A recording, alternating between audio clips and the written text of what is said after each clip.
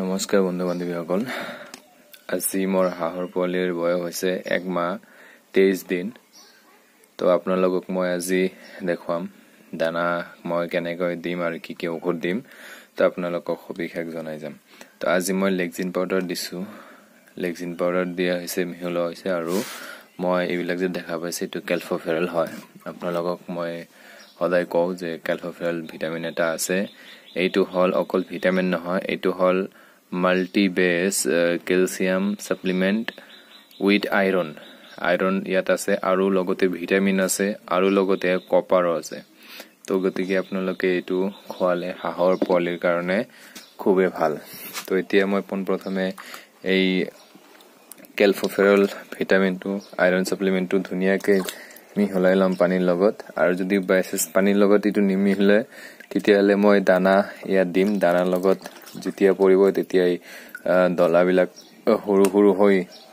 দানাৰ লগত মিহলি হ'ব তো মই প্ৰথমে দানা ইয়াত মিহলাই দিও আৰু মই এতিয়া পোৱালিবিলাকক ফিনিশাৰ দি আছো আপোনালোকে সকলোৱে জানে হাঁহৰ পোৱালিবিলাক মোৰ খুবেই ডাঙৰ হৈছে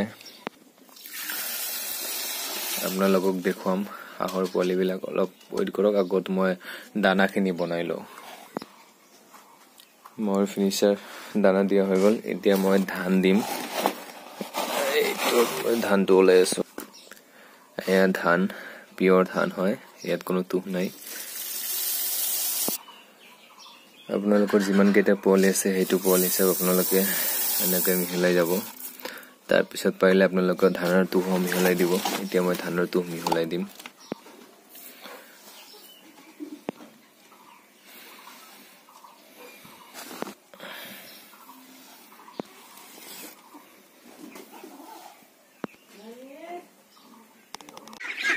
এয়া চাওক মোৰ হাঁহৰ পোৱালিৰ আজি বয়স হৈছে 1 মাহ 23 দিন ভিডিও হিচাপে যদি ক'ব যাওঁ তেতিয়াহ'লে মোৰ আজি হাঁহৰ পোৱালিৰ দিন হ'ল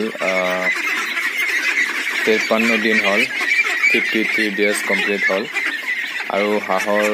সাইজবিলাক আপোনালোকে চাওক আৰু মোৰ ডাঙৰ হাঁহৰ পোৱালিবিলাক ইয়াত আছে 20টা মান মই ইয়াৰ পৰা সাইড কৰি থৈছো চাওক আপোনালোকে খুব ধুনিয়া সাইজ সব কেটা একটা সাইজ হয় ইয়াত পুরা 20টা আছে আৰু ইতিমধ্যে মোৰ দানাও বনোৱা কমপ্লিট হৈছে ডিংকাৰত পানী ৰেডি কৰিছো এতিয়া ইহঁতক ভিতৰত মই খাবলৈ দিম আপোনালোকে চাই আছে হাঁহৰ পোৱালিবিলাক খুব ধুনিয়া এটা গ্ৰোথ হৈছে বুলি মই ভাবি আছো আৰু প্ৰায় 1 কেজি মান হৈছে মই কালি এটা উঠাই চালো পুৰা 1 কেজি মান হৈছে আৰু দুই এটা অলপ সাইজ কম আছে এটো 1 কেজি হোৱা নাই তো এতিয়া মই এনেকৈ বস্তাৰ ওপৰত দিম আৰু দুই এটা বস্তা ইয়াত দিম দিয়াৰ পিছত মই ইহঁতক দানা পানী ডিংকেবিলাক আগত দিম তাৰ পিছত মই ইহঁতক দানা দিম তো আপোনালোকক দেখুৱাই আছো কেনেকৈ দিম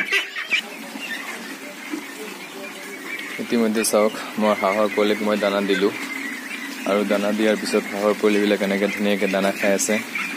মই দুটা ভাগত ভগাই দিছো যাতে ইহঁতে উৎপাত নকৰে তাৰ কাৰণে ভগাই দিছো আৰু পানীৰ ডিংকাৰবিলাক আপোনালোকে চাওক এনেকৈ দূৰত দূৰত থৈ দিছো ইহঁতে দানা খাই তাৰ পিছত ধুনীয়াকৈ আহি ইয়াত পানী খায়